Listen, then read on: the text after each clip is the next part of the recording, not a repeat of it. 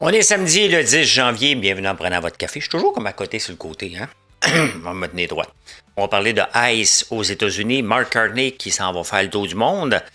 La productivité aux États-Unis, le taux de chômage aux États-Unis, au Canada, on va parler de ça. Daniel Boucher, ma gang de malades qui délire.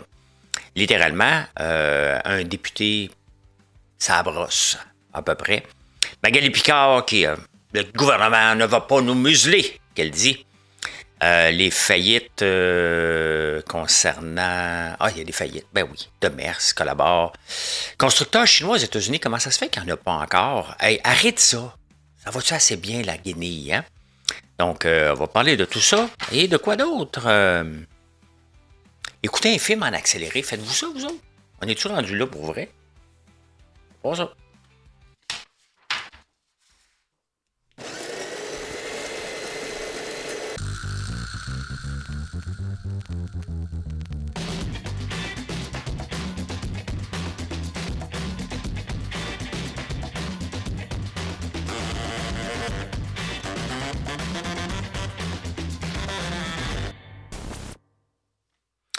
J'ai enregistré d'avance parce que je m'en vais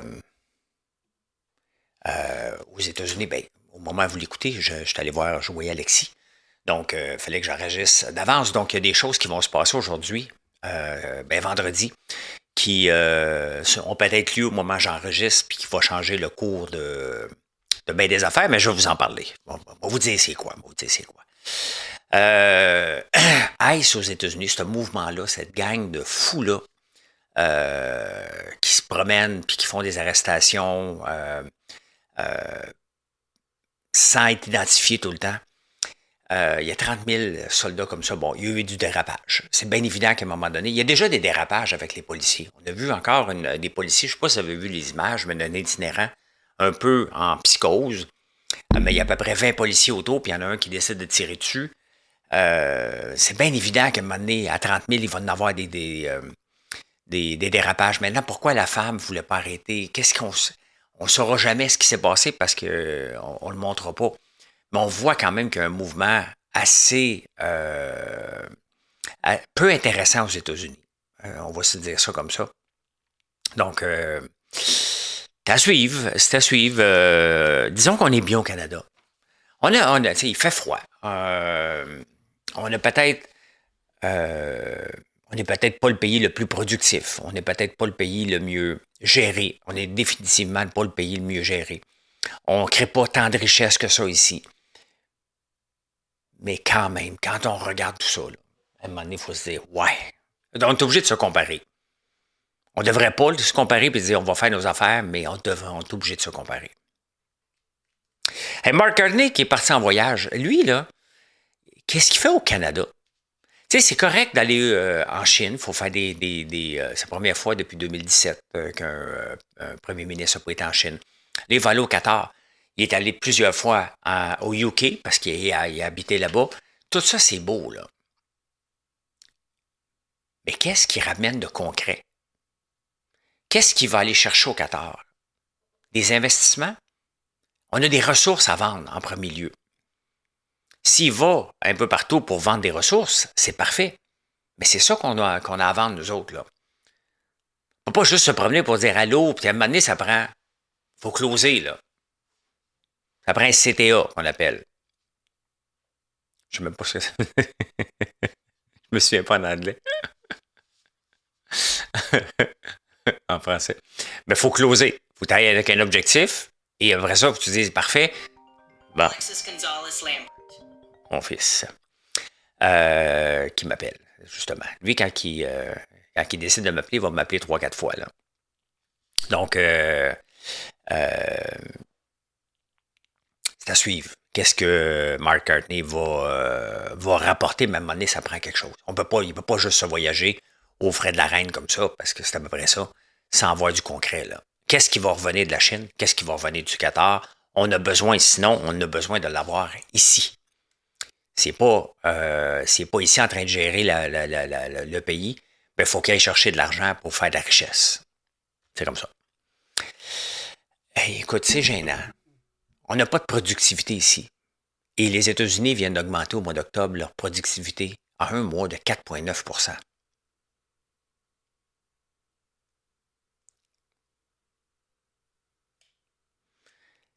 Ils prennent chaque dollar, chaque employé qui travaille au Québec rapporte 52 $.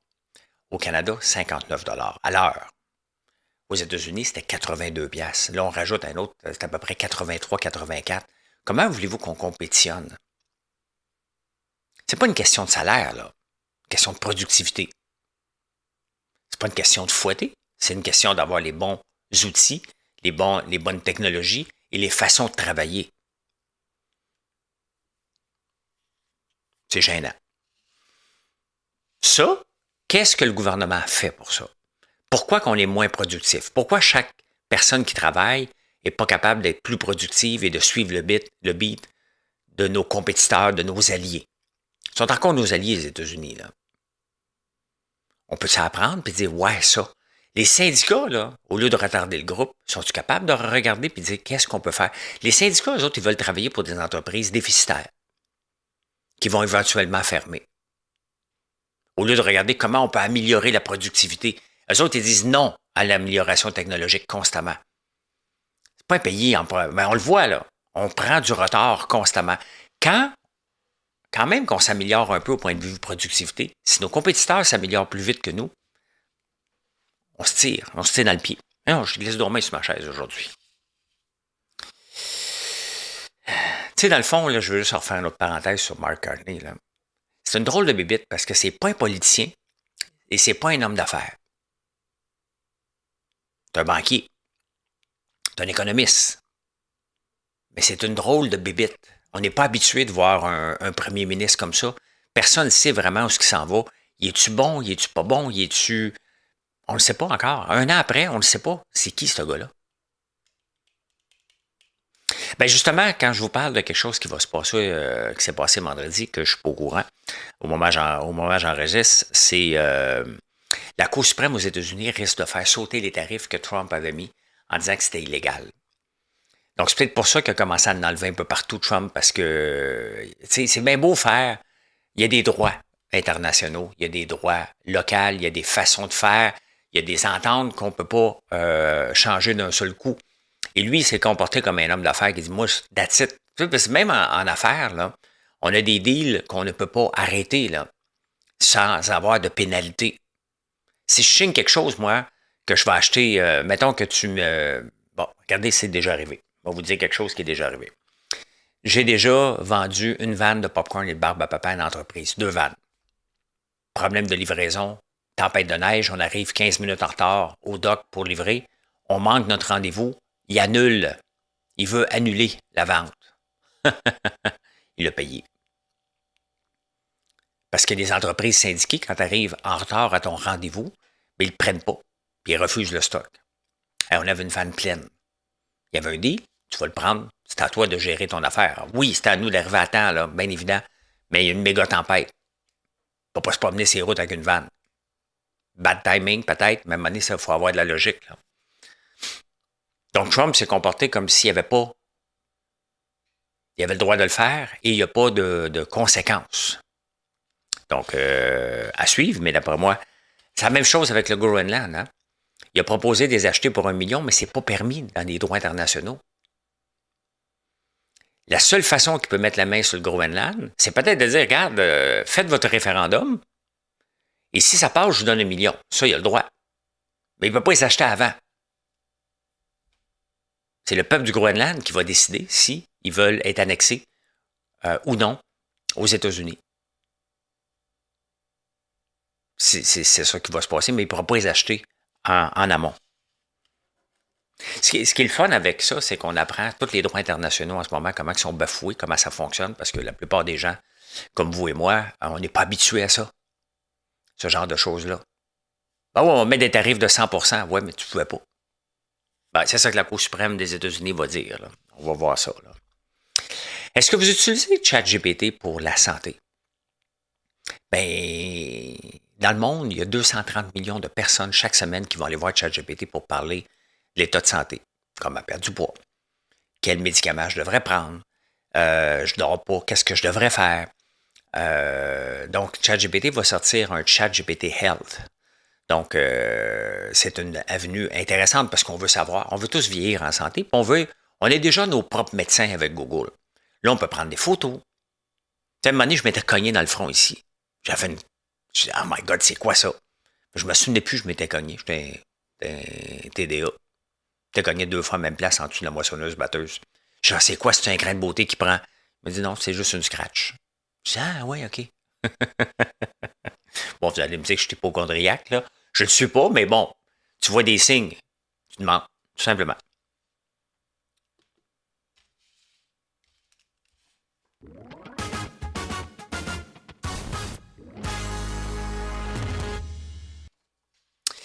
Tu demandes. Il y a, une grosse séparation, je ne sais pas c'est qui. Hein? Ils sont riches en tabarnouche. Le gars vient d'acheter une maison à 73 millions quelque part, ou 25 millions. Il y a de l'argent.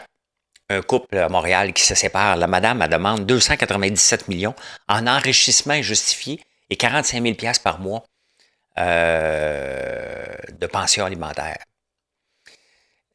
L'enrichissement justifié, maintenant, quand tu as des enfants, c'est à peu près automatique. Hein? Maintenant, c'est le montant qui reste à déterminer. Quand tu n'es pas marié, ça, c'est un élargissement du droit que je suis 100% pas d'accord. On a étiré beaucoup le fait que un des deux reste à la maison et que l'autre a pu travailler. On a étiré beaucoup le fait... la justice est très de gauche. Hein? Elle pense que un des deux reste à la maison, ce qui peut faciliter le travail de l'homme ou de la femme d'affaires à ce moment-là. Mais on sous-estime comment faire monter une entreprise et la vendre. En pensant, ben oui, elle a fait le ménage à la maison. Là, je vais à l'extrême, là. OK? Rester à la maison, s'occuper des enfants, tu as pu te concentrer sur ton entreprise. C'est pas parce que tu te concentres à ton entreprise que ça va faire une entreprise à succès. Aucun rapport. Il reste un talent derrière les entrepreneurs. Et ce n'est pas parce que la personne, ton conjoint, ta conjointe, était là ou pas, que est-ce que ça peut faire une différence? Un peu. Est-ce que ça fait une grosse différence pour aller demander 300 millions? Peu importe la grosseur de l'entreprise, peu importe à combien qu'il l'a vendu, on ne sait pas. Mais à un moment donné, il faut revenir sur la terre. Là. Puis c'est pas parce que tu restes à la maison que la personne, l'homme ou la femme, a une tranquillité d'esprit. Tu peux être à la maison et être chiante ou être chiant aussi. Là. C'est pas tenu en ligne de compte. On élargit ça sans mettre en perspective la capacité de l'entrepreneur de monter une entreprise et d'être capable de la vendre pour en retirer un bénéfice. On pense que c'était un partenariat à 50-50. C'est complètement faux, mais bref, elle demande 297 millions. C'est pas cassé. On le connaissait pas, puis là, on le connaît. Hein, un député de la CAQ qu'on ne connaissait pas. François Tremblay, les seules personnes qu'il connaissait, c'est probablement les personnes dans sa circonscription. Il s'est fait prendre avec 2 fois la limite permise d'alcool. Il a frappé un banc de neige, il a frappé un poteau, je pense. Sincèrement, en 2025, en 2025, t'as fait prendre un état d'ébriété. En 2025. J'espère que François Legault va le sacrer dehors.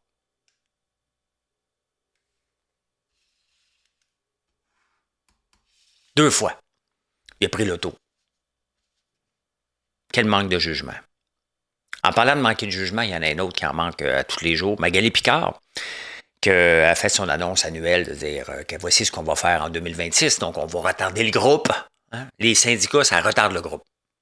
C'est leur objectif. On va faire chier le gouvernement, il ne va pas nous museler.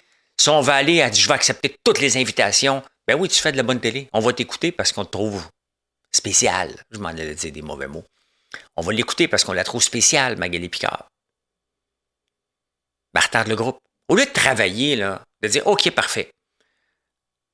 Vous voulez de la transparence? On va être transparent. Oui, on va le proposer à nos membres. D'aller faire ci, d'aller faire ça. On va le proposer, j'ai aucun problème avec ça. S'ils disent non, on va leur expliquer pourquoi que ça serait bon pour eux. Sois positive. Et dans la négativité, tout le temps. Tout le temps, tout le temps, tout le temps, tout le temps. Tu n'es peut-être pas d'accord avec la loi. Qu'est-ce que tu veux faire? Sois positif. Et là, la loi ne changera pas, là. Ils veulent rien savoir. C'est ça. C'est ça être syndiqué. Hey, Daniel Boucher.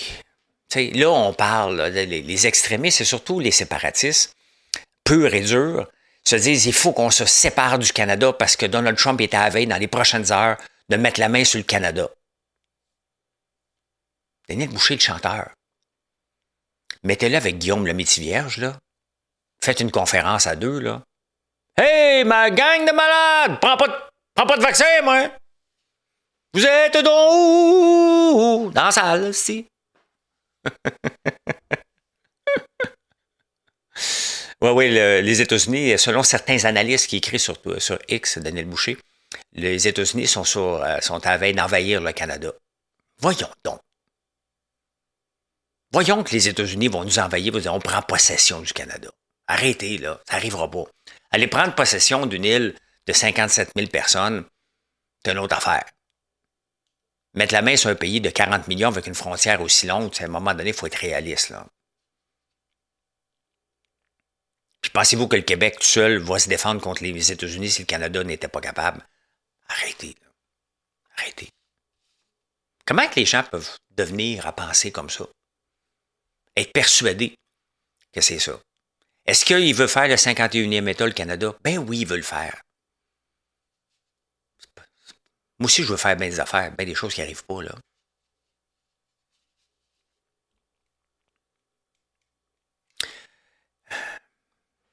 Tu sais, des fois, vous chiolez contre les propriétaires, hein, de votre building. Puis, hey, il a augmenté les tarifs, les loyers, puis je vais aller devant la régie du logement parce qu'ils me chargent trop. Mais regardez Hydro-Québec, ce qu'ils font. Hein. Nous autres, à chaque année, là, comme entrepreneurs, même comme propriétaire de building, si vous en avez, on a des hausses d'électricité de 4 points. C'était plus élevé que ça. Dans les 3 prochaines années, Hydro-Québec a demandé 4,8 d'augmentation. Ça risque d'être à peu près entre 4 et 4,8 chaque année d'augmentation d'électricité. Ça veut dire que, mettons, en ce moment, qu'on a déjà payé, ça a presque doublé depuis 7 ans, là, les tarifs électriques pour les entreprises. Donc, à chaque année, cette année, on va payer $1, $1,04, rajoute 4,8 donc 1,5 $. Après ça, ça va être $1,11 parce qu'il y a une scène de plus. Et comme ça, constamment. À qui vous pensez qu'on doit refiler cette facture-là? Aux clients résidentiels, aux consommateurs. Le gouvernement, le Legault, qui est hypocrite, il dit « Ouais, mais on ne va pas monter les particuliers trop élevés. » Ben, parfait. On va monter les entreprises, qu'eux autres vont devoir monter les prix pour que le particulier paye plus cher à la fin, les produits. Ou ils les achètent tout simplement plus. Ben, ça va devenir trop cher. Ou que l'entrepreneur, à un moment donné, va dire « Ben là, ça me coûte trop cher, il faut que je tire la plug. »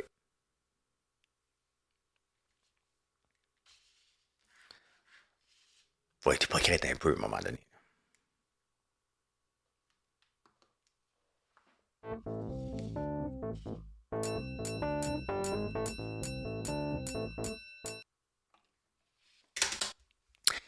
Et ma gang de malades, vous êtes donc où? Ah ben, les faillites commencent. Les serres de Mers, s'il y a bien une place à Québec qui est un monument, les tomates de Mers sont bonnes en tabarnouche. Ben là, sont en faillite. En tout cas, ils vont se protéger. Collabore, qui fournit les hôpitaux, en faillite aussi. Et là, on va avoir une coupe aussi qui vont tomber. C'est le mois de janvier-février. Il n'y a pas de statistiques que j'ai, en tout cas, mais dans les journaux, en lisant les journaux depuis plusieurs années, on le voit que c'est le moment où les gens tirent la plug. Autant qu'il y a des résolutions de nouvelle année, de dire on va s'entraîner, on va se mettre en forme, on va faire ci, on va faire ça, personnellement. Mais il y a des entreprises qui se disent ouais, c'est là que je tire la plug. Là. Je suis plus capable. J'ai tout essayé, je me suis trop endetté. Il y a des entreprises qui s'endettent trop. Et c'est ça le danger de l'endettement. L'effet de levier. De me dire, sinon, on ne peut pas rien faire. Ben, qu'est-ce qui est mieux à un moment donné? De ne rien faire et de grandir tranquillement? Ou de grandir rapidement puis faire faillite 2 ans plus tard? Faites attention à l'endettement. Peu importe la grosseur de l'entreprise que vous êtes, faites attention à ça. Ça, j'ai marqué. Hey, c'est bizarre encore quand même qu'il n'y a pas de constructeurs chinois aux États-Unis en automobile. Parce que bon, ils ne peuvent pas y aller, parfait. Mais ils peuvent y aller, peuvent aller s'installer là-bas. Ben, il y en a un qui va y aller. Je ne sais pas si vous connaissez, mais on ne le voit pas, ces entreprises-là. C'est Geely. Hey, regardez l'auto, ils font des maudites belles autos. Les Chinois font des tabarnouches de belles autos. Vraiment, vraiment, on n'a pas ça ici. Allez voir le site, si ça vous tente, là. Global.gily, Geely.com. Donc, d'ici 2 ans, ils vont s'installer aux États-Unis pour avoir une usine. Donc, ils ne peuvent pas l'exporter. Ben, parfait, on va s'installer là-bas. Le marché est là quand même. Même si le marché du véhicule électrique est mort pour GM qui vient de prendre une charge de 6 milliards, Ford arrête, parce que ce n'était pas leur marché. Les entreprises comme Geely, comme BYD, comme Tesla, c'est leur marché. Donc, eux autres, ils peuvent réussir dans ce marché-là parce qu'ils ont développé la technologie. Ford et GM partent trop de loin, ça ne les intéresse plus. Donc, les autres vont s'installer d'ici 24 mois. À quel moment BYD vont s'installer aussi aux États-Unis ou au Canada? Ben, ça devrait être l'approche à prendre. D'ailleurs, Doug Ford, le président, le premier ministre de l'Ontario, dit à Mark Carney, no way qu'on va avoir des autos chinoises. Il faut protéger notre industrie automobile. Ouais, mais à force de la protéger, on se nuit. C'est comme le lait. On veut tellement protéger le lait, tellement protéger l'industrie automobile qu'on s'empêche d'avoir des nouveaux constructeurs ici. On s'empêche d'avoir des autos chinoises ici en échange d'exporter du canola, en échange d'exporter des pois jaunes. On n'a pas ici, là. Mais ce qui se passe en Alberta, en Saskatchewan, nous impacte ici aussi. Le port ici. Donc, intéressant. En tout cas, ils veulent venir. Geely, qui est troisième constructeur automobile au monde, derrière BYD, Tesla, et c'est Geely après, donc 10% du marché du véhicule électrique au monde. On n'entend jamais parler, mais ils font leur job pareil. Hein? J'ai parlé 2-3 fois des syndicats ici ce matin, aujourd'hui, et j'avais pas porté attention parce que Ubisoft ferme un studio à Halifax. Et il y a quelqu'un qui l'a mentionné, Mathieu, qui me dit, ben regarde, il venait juste de se syndiquer. Et moi, je réponds, ben bon, il y a un risque à se syndiquer. L'entreprise peut décider qu'elle ne veut rien savoir d'un syndicat. Syndiquez-vous, ils vont fermer. Des créateurs de jeux vidéo, il y en a partout dans le monde. Ils vont aller où ils ont la paix. Un syndicat retarde le groupe. Les entreprises ne veulent pas délire avec des entités à l'intérieur qui retardent le groupe. Ils ont fermé. Donc, 80 personnes, à peu près 70-80 personnes qui ont perdu leur job.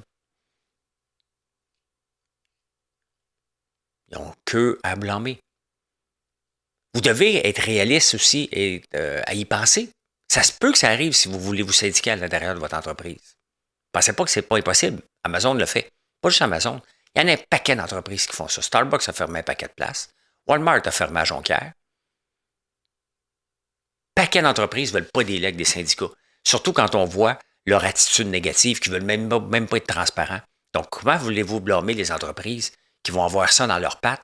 Une gang de chialeux, crieux, qui vont sortir sur toutes les tribunes. Ils ne veulent pas ça. Il faut les comprendre. Donc, voilà. Hey, je ne sais pas si vous aimez ça du fromage cottage, mais il y a une entreprise aux États-Unis, puis j'imagine que c'est la même chose ici. Moi, j'en mange beaucoup parce qu'il y a beaucoup de protéines. On a fait le virage de plus en plus vers les protéines et c'est quelque chose qu'on apprend de plus en plus.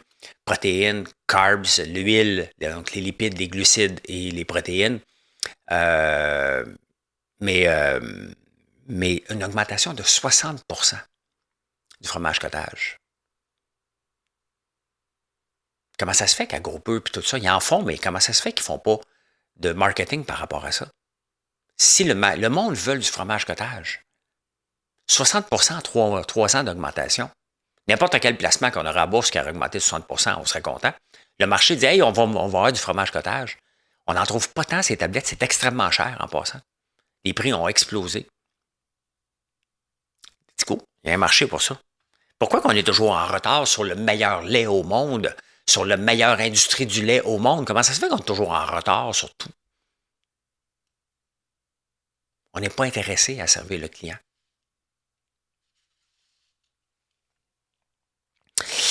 Le marché boursier, ben, c'est beaucoup plus que la techno. Ça fait un bout de temps qu'on le regarde, puis je vous en parle. Il y a d'autres bulles autres qu'AI. Hein? Ben, depuis le début de l'année. Non, ça, c'était jeudi. Le Dow Jones performe mieux que le S&P 500 et le Nasdaq. Et on le voit, là, il y en a. Là, ben, regardez, on va en voir quelques titres. Là.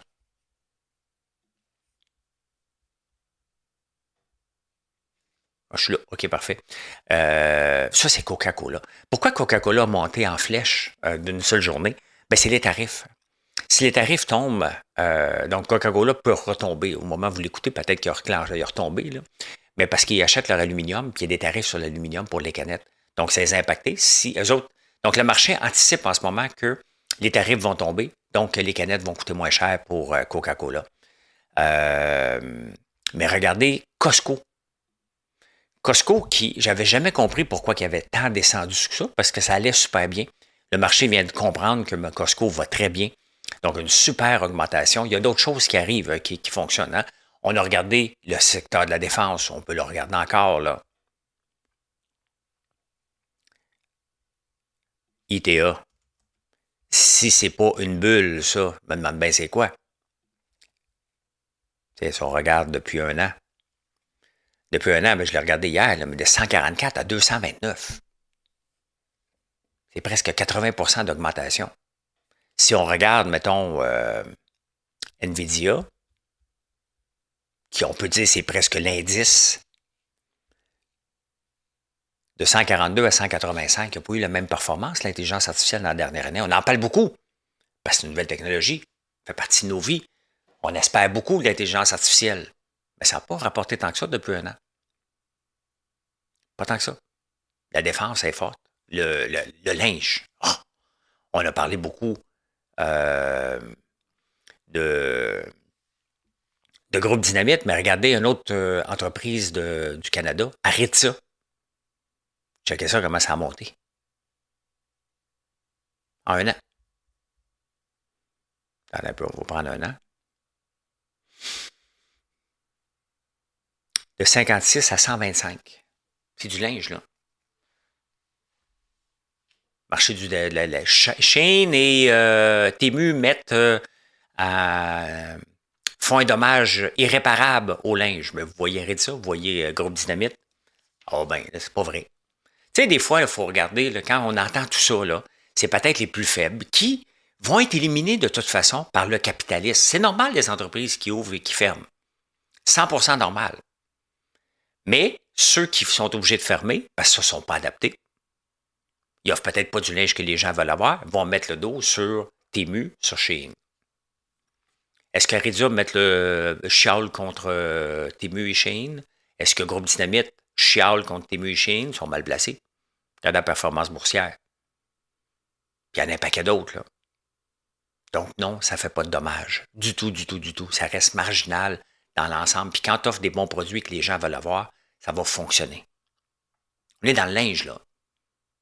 Une augmentation quand même de 56 à 125. Mieux performé.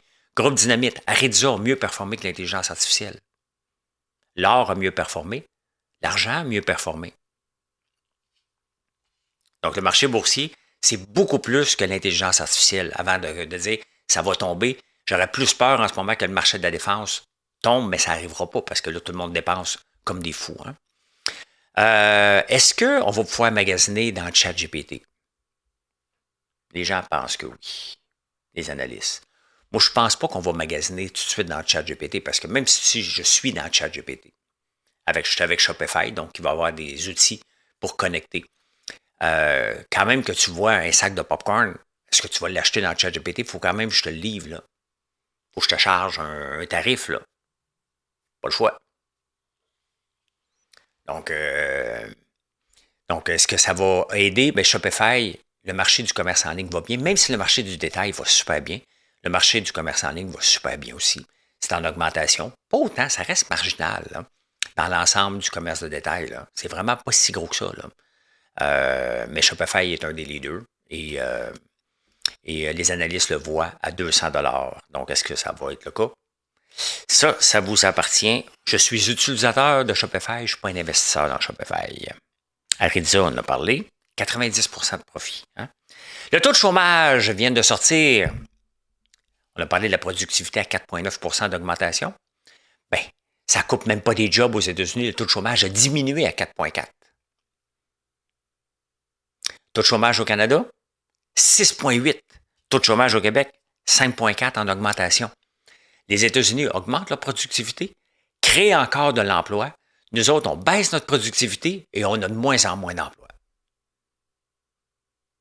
Pendant ce temps-là, on a un premier ministre qui se promène à l'étranger. Il faut qu'il revienne avec des deals à un moment donné. Il faut que les syndicats comprennent que là, on est dans le trouble. Ça fait des années qu'on retarde notre productivité. Les chiffres ne mentent pas. Les chiffres sont là. 4,4% de chômage. Ça a diminué. Nous, ça augmente. La productivité, ils sont plus productifs que nous.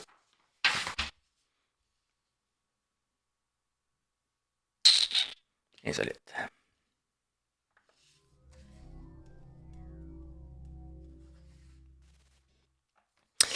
Dans les insolites, écoutez un film en accéléré. Un Canadien sur 2 écoute un film maintenant en accéléré. Voyons, prenez le temps, tabarnouche.